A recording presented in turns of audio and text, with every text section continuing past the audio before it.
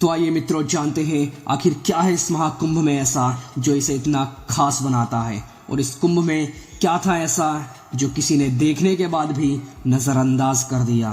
तो आज हम इस वीडियो में इसी के बारे में चर्चा करेंगे जो वास्तव में किसी को महसूस ही नहीं हुआ और किसी ने इस बात की कभी कल्पना भी नहीं करी थी। वीडियो शुरू करने से पहले हम आपको बता दें, शायद भविष्य पुराण में आपको ये वर्णित मिल जाए इस महाकुंभ प्रयाग के विषय में।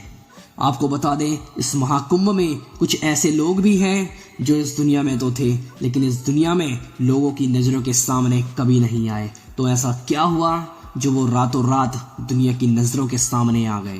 कुछ ऐसे लोग जो जी जान लगाने के बाद भी वो प्रसिद्धि हासिल नहीं कर पाते, जो सिर्फ उन्हें रातों रात मिल गई।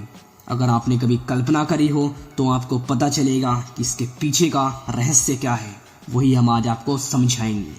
एक पौराणिक मान्यता के अनुसार एक व्यक्ति जो कई वर्षों से भगवान शिव की साधना कर रहा था, तप कर रहा था, एक बेल के पेड़ के नीचे बैठकर उसकी सिर्फ एक यही कामना थी, किसी भी प्रकार से भगवान शिव के दर्शन हो जाएं।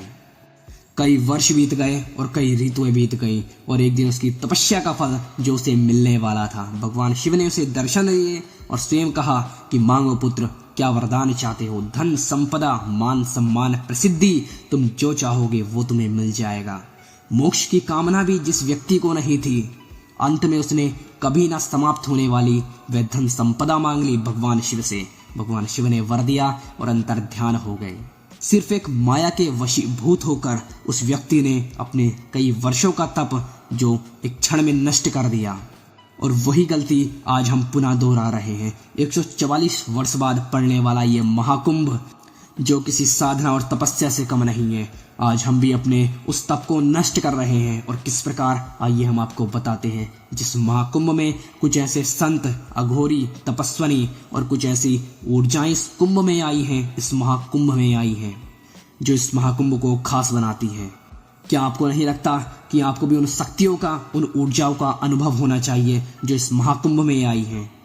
और उन शक्तियों का हमें अनुभव कब होगा? जब हम अनेक प्रकार के, नाना प्रकार के संत, साधु, अघोरी, तपस्विनी जो इस महाकुंभ में आए हैं, जब हम उनके संपर्क में जाएंगे, उनकी शरण में जाएंगे, तब हमें उन शक्तियों का ज्ञान होगा, अनुभव होगा। हमें अपने पापों को नष्ट करने के लिए उन शक्ति, उन ऊर्जाओं का संग करना चाहिए जो साधु संत कई वर्षों से हिमालय की गोद में तप कर रहे हैं। हमें उनकी कृपा प्राप्त करने की आवश्यकता है ताकि हमारे पापों को नष्ट किया जा सके। या फिर यूँ कहें, हम किसी माया, किसी जाल के वशीभूत होकर ये सब नहीं कर पा रहे हैं, क्योंकि हम उस महाकुंभ में भी कुछ ऐसे साधारण लोगों के दर्शन के लिए जा रहे हैं जो हमारी तरह ही अपनी आजीविका चलाने के लिए इस महाकुंभ में आए हैं। जो साधु संत, अघोरी, तपस्विनी इस महाकुंभ के आकर्षण का केंद्र हुआ करते थे, वहीं आज हम उन सबको त्याग कर कुछ ऐसे साधारण और आकर्षित लोगों की तरफ ज़्यादा जा रहे हैं जो इस कुंभ में हमारी तरह ही आजीविका चलाने आए थे।